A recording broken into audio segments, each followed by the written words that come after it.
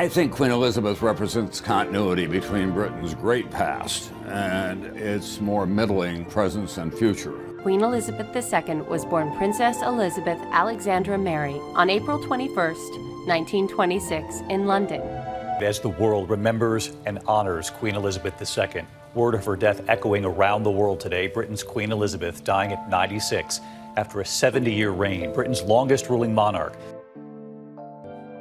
For most people, death arrives quietly, unannounced. But when it comes to a figure like Queen Elizabeth II, even the end follows a majestic rhythm. We see our own children and their families embrace the roles, traditions, and values that mean so much to us, as these are passed from one generation to the next. In the final months of her life, the Queen retreated to Balmoral Castle, her sanctuary in the Scottish Highlands. It wasn't just a seasonal tradition this time, it was something deeper, more final. She arrived in July 2022, choosing comfort and familiarity over the rigid protocols of London. At 96, her steps had slowed, but her spirit still flickered with grace. In private, she remained surrounded by routine, enjoying her favorite television programs, taking gentle walks, and sharing meals with close family members. But beneath the surface, the signs were there, subtle but undeniable. Her public engagements had reduced drastically, and mobility issues kept her from long-standing traditions like the state opening of Parliament. A walking stick had become her regular companion. Still, she insisted on working, reading government papers daily and keeping up with affairs of state. It was this quiet discipline that defined her character. Those around her noticed the Queen's growing fatigue, but she masked it with smiles and light-hearted conversation. She even insisted on a casual dinner with cousins, breaking royal protocol by skipping formal attire and traditional bagpipes. Some saw it as an oddity. Others now view it as a farewell in disguise. Balmoral had always been her haven, the one place she felt free from the crown's weight. And it's fitting that she chose this very place to spend her last summer, peaceful, private, and profoundly symbolic. As summer drew to a close in 2022, the mood across Britain grew tense, though many couldn't yet explain why. Official updates from Buckingham Palace were scarce, and photographs of Queen Elizabeth became fewer with each passing week. Rumors began to circulate, whispers about her fragile condition, her limited mobility, and the scaled-back meetings behind palace doors. Those who paid close attention to her schedule knew something was changing. The Queen, once a constant presence in British public life, had become a distant figure. Her last major public appearance was during the Platinum Jubilee in June, where she made only a brief balcony appearance, smiling softly but looking noticeably frail. Still, she had fulfilled her duties, as she always had, without complaint, without pause. Happy and glorious, the Queen takes the salute at Trooping the Colour at the start of her Platinum Jubilee celebrations. The Queen is joined on the balcony at Buckingham Palace by her family, but not Prince Harry and Meghan. But the silence that followed that event lingered. Political analysts and royal correspondents began to question her absence. Was it a temporary retreat, or was the nation witnessing the quiet end of an era?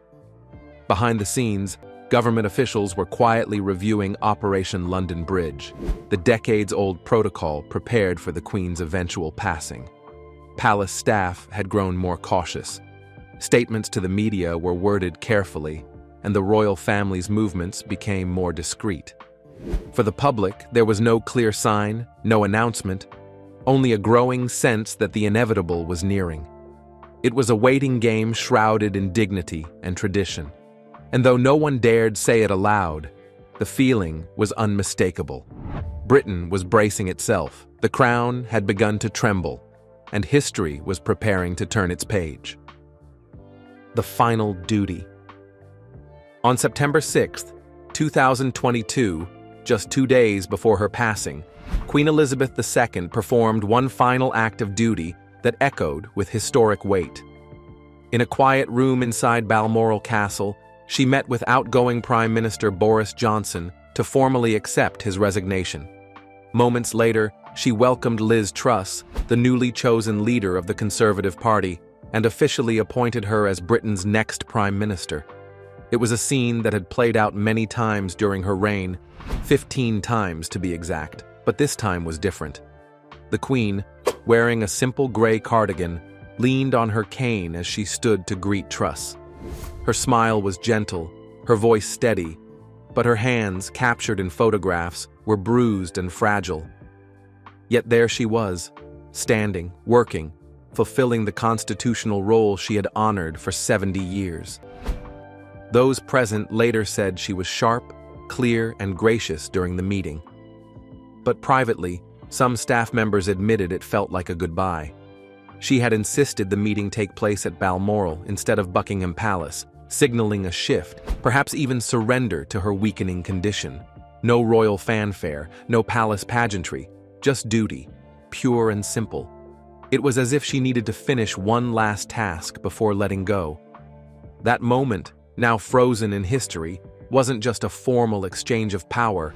It was the Queen's silent way of telling the world that she had fulfilled her final obligation. With that, her long chapter of leadership quietly came to a close. Just 24 hours after the Queen's final act of duty, the calm began to crack. On the morning of September 7th, everything seemed routine at Balmoral. The staff followed the usual schedule. The Queen's breakfast was served. The news played quietly in the background. But by early afternoon, her condition had shifted dramatically. Behind the castle's thick stone walls, royal doctors became increasingly concerned. Her energy, which had flickered just days earlier, had begun to fade. Though no official announcement was made, the atmosphere in the palace changed, quiet, tense, and watchful. On the political front, Prime Minister Liz Truss had returned to her responsibilities, completely unaware that her historic meeting with the Queen had been her last. But the reality within Balmoral was rapidly escalating. Medical staff worked cautiously, but knew there was little more they could do. By evening, the Queen became noticeably weaker, requiring constant supervision. The air around her quarters grew heavy, as if time itself had slowed. Outside the castle, the public remained unaware. No headlines, no alerts, just silence. But within royal circles, urgent calls were already being made. Family members were informed. Private jets were prepped. The Queen was not simply unwell, she was slipping. A few moments ago, Buckingham Palace announced the death of Her Majesty Queen Elizabeth II. The palace has just issued this statement. It says the Queen died peacefully at Balmoral this afternoon. Those closest to her understood what was happening, but as always with the monarchy, they moved with dignity, not panic. There was no broadcast, no breaking news. But for those inside the palace, one truth had become painfully clear. The end was no longer far away. It was now only a matter of hours. The note in Parliament. It was just after noon on September 8, 2022, when a quiet disruption rippled through the British Parliament. Prime Minister Liz Truss was in the middle of a critical debate about the nation's growing energy crisis when a folded note was discreetly handed to her. She paused, read it, and her expression changed in an instant. Without a word, she stood up and exited the chamber. The sudden departure stunned everyone present. Whispers spread and confusion grew. What could be so urgent that the Prime Minister would walk out mid-session? Minutes later, Labour's deputy leader, Angela Rayner, received a similar note. The room grew tense. Something wasn't right. Then, at exactly 12:32 p.m., Buckingham Palace released a rare and carefully worded statement. The Queen's doctors are concerned for Her Majesty's health and have recommended she remain under medical supervision. Though the message was brief, its impact was enormous. It confirmed what many had feared. The Queen, for decades, a symbol of strength and stability, was now gravely ill. The news spread like wildfire. Across the country, people paused, on the street, in offices, in their homes, trying to grasp the weight of what was unfolding. Television anchors broke from regular programming. Social media lit up with speculation and fear. Something monumental was happening, but no one, not even the government, knew how soon the nation would lose its queen. The note passed in Parliament wasn't just a warning. It was the first official signal that the end of a 70-year reign was near. As the world absorbed the news of the Queen's declining health, the royal family began a desperate race to reach her side. Balmoral Castle, nestled deep in the Scottish Highlands, was not easily or quickly accessible, but time was now the enemy. Prince Charles and Camilla, already in Scotland, were the first to arrive. They boarded a helicopter from Dumfries House and flew directly to Balmoral. Princess Anne, who happened to be nearby, reached the Queen without delay. Prince William, however, had to travel from Windsor. He rushed to catch a flight to Aberdeen, leaving behind his wife Catherine and their children. Meanwhile, Prince Harry was attending a charity event in London when he was informed.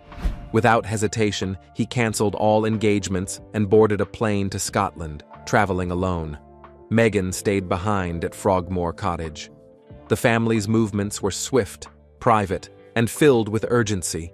Protocol faded into the background. What mattered now was time, precious, slipping time. Inside Balmoral, the Queen remained under close medical care. Her breathing was shallow, her strength faint. Doctors informed the family that her condition was critical.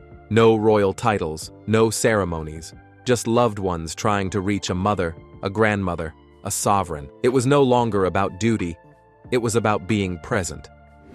By late afternoon, helicopters and cars arrived in steady intervals at the castle's gates.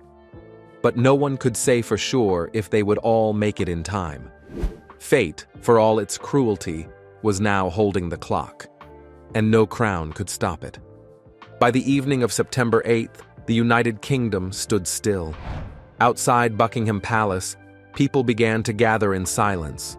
Some came alone, others with friends or family, but all arrived with the same question on their faces. Is this truly the end? The skies were gray. Rain quietly tapped the pavement, yet the crowd remained, unmoved by weather or time. They brought flowers, candles, handwritten notes, gestures of love and loyalty for a monarch who had been a constant presence for generations. Many stood quietly, their eyes fixed on the palace balcony, hoping for some sign. Across the country, television screens displayed the royal coat of arms as presenters spoke in hushed tones. News anchors appeared without their usual polish, no makeup, no graphics, just raw, unfolding history. The BBC suspended all regular programming. Journalists wore black. Social media was flooded with messages of concern, sadness, and prayers. The words, "The Queen," began trending worldwide. But there were no updates, no speeches, no official confirmation, just silence, a heavy, national silence. The people knew something profound was unfolding, but they waited, dignified and patient. Then, as if nature itself had something to say, two rainbows appeared, one arched above Buckingham Palace, the other over Windsor Castle. It was a moment of stillness that carried both sorrow and hope. People looked up, some crying quietly, others whispering prayers. The country didn't just wait for news, it braced for the moment it knew was coming. The Queen, their queen, was slipping away, and everyone could feel it. The last breath. Inside Balmoral Castle, as the evening shadows lengthened and the skies dimmed, Queen Elizabeth II entered the final chapter of her extraordinary life. Surrounded by a select few, her closest family and loyal medical staff, the Queen rested quietly in her private chamber. Her breathing had grown shallow, her body frail. But her presence, even in those final moments, carried the weight of 1,000 years of monarchy. The room was calm, no alarms, no chaos, just whispered words and soft movements. Doctors did what they could, but they knew the truth. There was no turning back. At precisely 3:10 p.m., Queen Elizabeth II took her final breath. It is September 8th, 2022, and we are interrupting regular programming to bring you breaking news.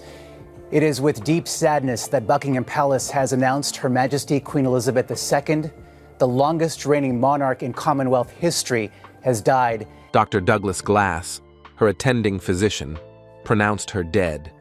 The cause was simple and heartbreakingly human: old age. It was a peaceful departure, free from suffering, surrounded by dignity. Word of her passing did not immediately reach the world. There was a pause, an intentional delay, to allow her family to grieve in private, if only for a moment. Prince Charles, now King Charles III, was informed first. One by one, calls were made, each carrying the same solemn message: the Queen was gone. After 70 years on the throne, Britain's longest reigning monarch had quietly exited the world she had ruled with unmatched grace. And though the world had not yet heard the news, something shifted. A quiet wave of sorrow began to ripple through those who had stood closest to her, as if history itself had just taken a bow and left the stage. At exactly 4:30 p.m. on September 8th, the world learned what the royal family had already come to terms with. Queen Elizabeth II had passed away. The words were simple, but their meaning was monumental. London Bridge is down. That was the code phrase sent through secure channels to notify top officials, marking the start of Operation London Bridge, the meticulously crafted plan for handling the monarch's death. Within minutes, the palace staff began a chain of calls. The Prime Minister was informed. The Chief of the Defense Staff was alerted. Leaders across the Commonwealth were notified, one by one. At Buckingham Palace, the royal standard was lowered to half-mast. The solemn ritual had begun. Meanwhile, Prince William had just arrived at Balmoral, along with Prince Andrew, Prince Edward, and Sophie, Countess of Wessex. Their faces, usually hidden behind protocol, showed raw emotion. Prince Harry landed later that evening, having traveled alone. By the time he reached the castle gates, his grandmother was already gone. King Charles had already spoken with advisors and quietly began preparing his first address as sovereign. The weight of the crown had shifted. The palace released the public announcement shortly after 6:30 p.m. The message appeared on screens across the globe. The Queen died peacefully at Balmoral this afternoon. With that single sentence, history was rewritten. Decades of preparation clicked into place. Television anchors donned black ties. Bells began to toll. The modern world paused. London Bridge had truly fallen. And with it, an era came to a close. The world mourns. The moment the official announcement was made, grief spilled into the streets like a tide that had been quietly rising. Outside Buckingham Palace, the crowd stood in stunned silence as the news broke. Some wept openly, others bowed their heads in quiet prayer. Strangers held hands, hugged, and whispered words of comfort. A monarch who had been part of their lives for as long as many could remember was now gone. Across the United Kingdom, church bells tolled in solemn rhythm. Flags dropped to half-mast. Black ribbons appeared on shop doors, city halls, and schools. The London Stock Exchange closed early. Football matches were postponed. Britain had entered 10 days of official mourning. But in truth, the entire world paused. From Canada to Australia, from India to South Africa, tributes poured in from presidents, prime ministers, and people from every walk of life. The Eiffel Tower dimmed its lights. New York's Empire State Building lit up in purple. In homes across the globe, people watched the same announcement, heard the same anthem, and felt the same sorrow. It wasn't just the death of a queen, it was the departure of history itself. Through wars, scandals, victories, and change, Queen Elizabeth II had been a constant. And now, she was memory. That evening, a spontaneous chorus rose from the crowds outside the palace. God save the Queen. It was not a song of hope, but one of farewell. The Queen was gone, but the world had not yet learned how to let her go. On the morning of September 11th, Queen Elizabeth II began her final journey. At exactly 10:46 a.m., her casket, draped in the Scottish royal standard and topped with a simple wreath, was carried out of Balmoral Castle. The silence of the Highlands was broken only by the soft sound of footsteps and hushed weeping from those who had gathered. Princess Anne and her husband, Vice Admiral Sir Timothy Lawrence, accompanied the cortege. Their faces were solemn, their presence a tribute to duty and love. The procession moved slowly through the Scottish countryside, passing through towns like Ballador, Aberdeen, and Dundee. People lined the roads in thousands. Some bowed, others threw flowers. Many simply stood with tears in their eyes, phones lowered, hearts full. The journey to Edinburgh took over 6 hours, a measured farewell to the land she cherished. At 4:23 p.m., the hearse arrived at the Palace of Holyrood House, the Queen's official residence in Scotland. There, she rested in the throne room, still, regal, silent. The next day, she was moved to St. Giles's Cathedral for a service of thanksgiving. As her casket lay in the center, tens of thousands filed past to pay their respects. Some waited in line for hours, just to spend a moment with the woman who had shaped a century. And on the faces of many, there was a shared expression, not just grief, but gratitude. The Queen's journey had begun, not just toward her resting place, but into the pages of eternal history, lying in state. On September 13th, Queen Elizabeth II's casket was flown from Scotland to London. The Queen is finally home, her coffin resting in Buckingham Palace as we go to air after a long journey from Scotland. Aboard a Royal Air Force C-17 aircraft. As the plane touched down, the capital fell into an eerie quiet. The skies were gray, the air heavy. Her coffin, now draped in the royal standard for England, was transported with the highest dignity to Buckingham Palace. That night, she returned home one final time.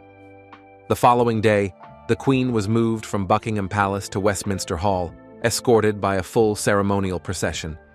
The sound of muffled drums echoed through the streets. Big Ben tolled slowly and solemnly with each step. The Queen's Company, 1st Battalion Grenadier Guards, carried her casket atop a gun carriage, while King Charles and senior royals walked behind in silent formation. Upon arrival at Westminster Hall, a short service was held by the Archbishop of Canterbury, and then the doors opened to the public. For 4 days, the Queen lay in state, surrounded by guards, silence, and reverence. Over 250,000 mourners waited in a line that stretched for miles, some for as long as 20 hours. They came from every walk of life, young and old, rich and poor, from Britain and beyond. Many wept quietly, some saluted. Others whispered thank yous into the still air. It was a farewell unlike any other, and even those who could not attend in person watched through live streams, their screens glowing with grief. This was not just a viewing, it was a collective moment in time, a final pause before goodbye. On the morning of September 19, 2022, the United Kingdom awoke to a day of solemn reverence. It was the state funeral of Queen Elizabeth II, a moment the world had awaited with sorrow and awe. From the early hours, crowds filled the streets of London. Silence blanketed the city. At precisely 10:44 a.m., her casket was placed once again on the state gun carriage, pulled not by horses, but by 98 Royal Navy sailors, an honor reserved only for the most revered. As the procession made its way from Westminster Hall to Westminster Abbey, the tenor bell tolled once every minute, 96 times in total, one for each year of her life. Inside the Abbey, foreign dignitaries, royals, and world leaders filled every seat. The service began at 11 a.m., led by the Dean of Westminster and the Archbishop of Canterbury. Prime Minister Liz Truss read scripture. The choir sang hymns once heard at the Queen's coronation and wedding. The final notes of "Sleep, Dearie, Sleep" echoed through the vaulted arches. Then came a 2-minute silence, shared by a nation, observed by millions around the globe. The national anthem followed, but this time it was "God Save the King." For many, it felt strange. For others, heartbreaking. This wasn't just a funeral. It was the end of an age, and as the casket was carried from the abbey, draped in the royal standard and crowned with the orb and scepter, it marked the last public farewell to a monarch who had defined a century. After the grandeur of the funeral service at Westminster Abbey, Queen Elizabeth II began her final journey through the heart of London. Her casket was placed into the state hearse and escorted in a slow procession toward Windsor Castle. Along the route, thousands lined the streets, silent, weeping, and waving flags as the motorcade passed. In Windsor, military personnel had already gathered, forming a second ceremonial procession that met the hearse at Albert Road. Together they advanced to St. George's Chapel. At the entrance, her beloved corgis, Sandy and Muick, and her pony Emma, waited quietly, symbols of her private world now merging with history. At 4 p.m., the committal service began. The chapel echoed with prayers and scripture. The crown jewels, the orb, scepter, and imperial state crown, were removed from the coffin and placed on the altar, signifying the end of her reign.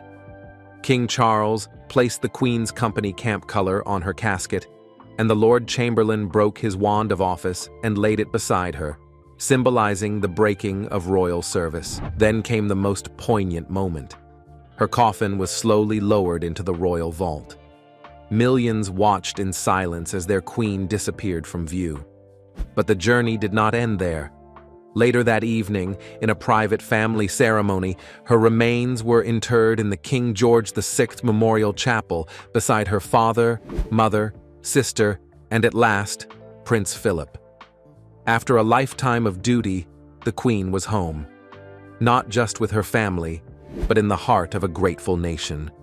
With the Queen laid to rest, the world began to absorb the weight of her absence. But even in death, Queen Elizabeth II's presence remained firmly etched in the heart of the nation. Her reign had spanned over 7 decades, longer than most Britons had been alive. She had seen 15 prime ministers, survived wars, economic crises, royal scandals, and a changing world that reshaped the very meaning of monarchy. Through it all, she remained steady, graceful, composed, and unwavering. In his first public address, King Charles III spoke not just as her son, but as her successor. With visible emotion, he called her life a promise with destiny kept. The words resonated across the country. It wasn't just the crown that had passed, it was a legacy of duty, tradition, and quiet strength. And as he pledged his own life in service, the people listened, not as spectators, but as witnesses to a royal transition rarely seen in modern history. Across the Commonwealth, tributes continued. Coins and stamps were redesigned, portraits were replaced. Yet in millions of homes, her image remained, a comforting constant that would never fade. The Queen was more than a figurehead. She was a thread woven into the fabric of British identity. Though her voice would no longer address the nation, her values, grace, and resolve had left an indelible mark. Queen Elizabeth II may have stepped out of the world, but her legacy walks beside it still, in ceremony, in memory, and in the hearts of all who called her their queen. And that is how the final 24 hours of Queen Elizabeth II unfolded, quietly, gracefully, and with the same unwavering sense of duty that defined her life. In those last moments, she wasn't just a monarch, she was a mother, a grandmother, a woman of extraordinary strength saying goodbye on her own terms. Her passing marked the end of an era, but her legacy continues to guide a nation still finding its way forward. Thank you for joining us on this journey through history, remembrance, and reflection. If this story moved you, consider subscribing and sharing your thoughts in the comments. Until next time, may we never forget the woman who gave her life to service and whose silence in the end spoke louder than any crown ever could.